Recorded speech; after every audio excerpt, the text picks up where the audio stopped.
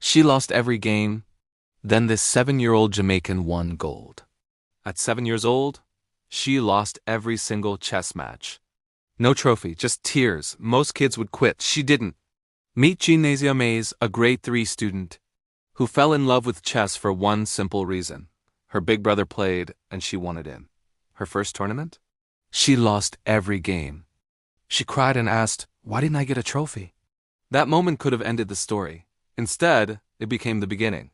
She trained, practiced with her dad, chased wins against stronger players, lost, learned, refocused. Chess wasn't just a game anymore. It became discipline, focus, resilience. Then came the real test. A major international tournament in Puerto Rico. A hurricane hit. Money ran low. Flights were uncertain. For a moment, she almost didn't go. She made it, dominated early rounds, then lost a crucial game. Because she rushed, she cried again, thought it was over. Final standings. Tied scores. It came down to tie-break points. And then gold. At just 7 years old, Nasiya Mais became CAG Under-8 champion, adding silver and Blitz. Not just a medal. A message.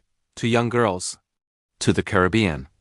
To anyone who's ever lost and thought, I can't. Sometimes I cry when I lose, but I don't give up, I just work harder. If this inspired you, like to celebrate young greatness, share to inspire a future champion, subscribe. For more real stories of Caribbean excellence, and if you believe talent deserves support, help stories like Nasiya's be seen.